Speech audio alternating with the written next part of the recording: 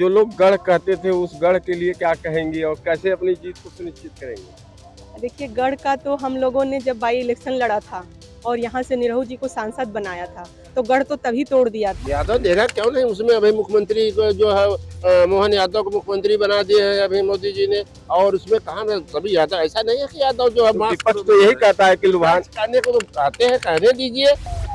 मधुबन के विधायक हैं और सगड़ी क्षेत्र से चुनाव लड़ी वंदना सिंह जी हैं और सगड़ी की जनता है। हम इन्हीं लोगों से और उप जिला अध्यक्ष जी भी हैं, मऊ की, सॉरी माफ कीजिएगा, मऊ की जिला अध्यक्ष है।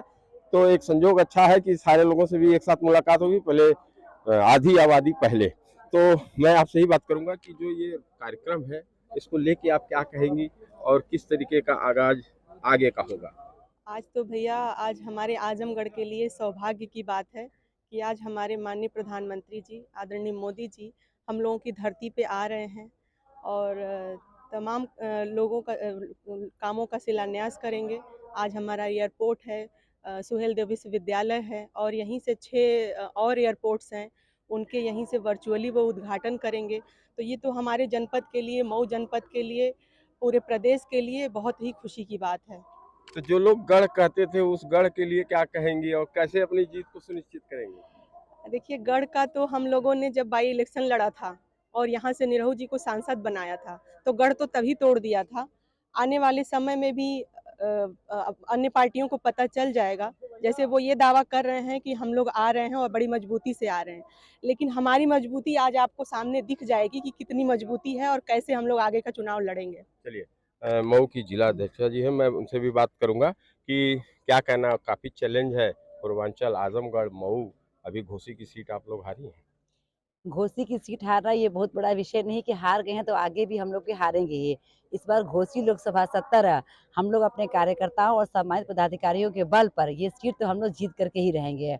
और सबसे बड़ी बात कि आज हम लोग का ये परम सौभाग्य है कि विश्व के सर्वाधिक लोकप्रिय और हमारे जनप्रिय नेता माननीय प्रधानमंत्री श्री नरेंद्र मोदी जी का आगमन ये आजमगढ़ में जो हो रहा है, यह भी एक बहुत बड़ा संदेश हमारे जनपद के लिए जाएगा। इस कार्यक्रम से पूर्वांचल कितना प्रभावित होगा? पूर्वांचल तो हमेशा माननीय मोदी जी को नेता मानता रहा है, हमारे देश के हमारे नेता हैं, जो विश्व के नेता हैं, तो प्रभावित करने की तो बात ही आप छोड़ दीजिए। जो विश्व का नेता है तो वो ऐसे ही पूरा सबको प्रभावित किया हुआ है। आजमगढ़ की दो लोकसभा है, एक घोसी, जी, क्या लग रहा है? हम लोग इस बार आजमगढ़ की लोकसभा हो या घोसी की लोकसभा, दोनों लोकसभा हम लोग जीत करके माननीय प्रधानमंत्री मोदी जी की झोली में देने वाले हैं। जी, चलिए, क्या शुभ नाम लिखते हैं? नुपुर अग्रवाल, जिला अध्यक्ष। अब हमारे साथ हैं मधुबन के विधायक रामविलास चौहान जी। चौहान साहब, जिस तरीके से ये बातें चल रही हैं, जातिगत समीकरण को लेकर जोड़ा जा रहा है, हालांकि अभी हाल में दारा सिंह चौहान को भर्ती किया गया और राजभरों के वोट के लिए सुहेलदेव राजभर के राष्ट्रीय अध्यक्ष ओम प्रकाश राजभर को जोड़ा गया। क्या देखते हैं और ये जो गढ़ की बातें आती थी, जो समीकरण है, वो कितना ध्वस्त होगा और आपके तरफ से क्या कहा? देखिए, हमारे देश के यशस्वी प्रधानमंत्री आदरणीय नरेंद्र मोदी जी ने गरीबों के लिए जो काम किया है, इसके पहले की सरकारों ने कभी भी इस पे ध्यान नहीं दिया था। सही मायने में सामाजिक न्याय को हमारे देश के यशस्वी प्रधानमंत्री आदरणीय नरेंद्र मोदी जी ने लागू किया है, जिसका लाभ गरीब से गरीब जातियां ले रही हैं। चाहे दारा चौहान जी हों, चाहे ओम प्रकाश राजभर हों, चाहे रामविलास चौहान हों, ये सब अति पिछड़ी जातियों में से आती हैं।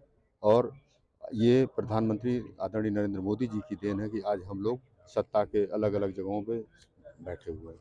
अच्छा, आजमगढ़ की मैं बात कर रहा हूँ, आजमगढ़ लोकसभा सदर की। एक फैक्टर आता है, जो सालम गुड्डू जमाली की बात आती है कि उन्होंने जिस तरीके से बहुजन समाज पार्टी का साथ छोड़ के अब सपा के साथ जुड़ गए, तो उनके जो खास वोटर थे, जो उनका वोट बैंक था, वो कितना प्रभावित करेगा और उनके जाने से न और रहने से क्या आपको लगता है कि कितना ये चुनाव प्रभावित? देखिए, गुड्डू जमाली के जाने आने से कोई फर्क नहीं पड़ेगा। आदरणीय नरेंद्र मोदी जी के नेतृत्व में पूरी जाति और धर्म टूट चुका है और सारे लोग भारतीय जनता पार्टी की तरफ देख रहे हैं और पूरा देश देख रहा है कि किस तरह हमारे देश का डेवलपमेंट हो रहा है।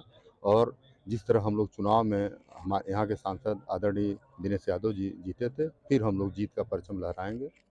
चलिए, जीत का परचम लाएगी। एक सीनियर पर्सन है, काफ़ी अनुभव है, इलाके की जानकारी है और ख़ासतौर पे पूर्वांचल, हम चाहेंगे कि आपका भी कुछ शॉर्ट में क्या होगा, आपकी बार की रूपरेखा क्या होगा?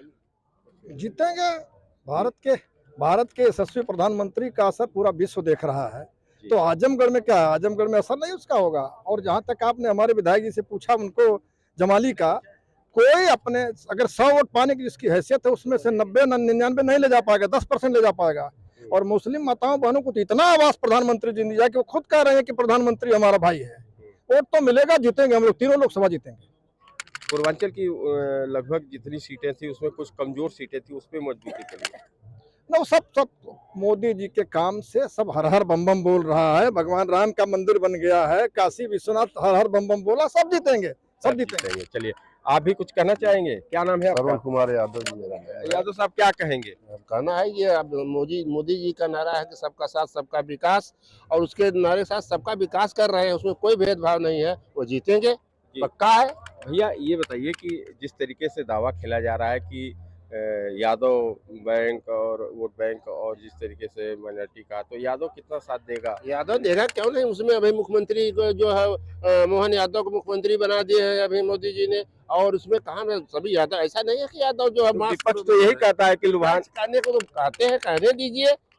हाँ, ये तो सबको लेकर चल रहे हैं मोदी जी, में कोई भेदभाव नहीं है। हम जो आजमगढ़ मऊ था तब से मैं काम कर रहा हूँ और इसमें लगा हूँ तब से, हम लोग बढ़त बनाए हुए तब से। चलिए, बढ़त बनाए हैं और ये चुनाव काफी महत्व रखता है। खासतौर पे जो जातिगत समीकरण की बात कही जा रही है उसे भी ये चुनाव ध्वस्त करेगा, यहाँ के नेताओं का कहना है, यहाँ के लोगों का कहना है। और जिस तरीके की बातें आ रही हैं, जो विकास के मुद्दे हैं और खासतौर पे पूर्वांचल और पूर्वांचल के इलाकों को मजबूत करने के लिए ये कार्यक्रम रखा गया है, इसका भी जिक्र यहाँ पे होना जरूरी है। राजीव कुमार, आजमगढ़, यूपी तक।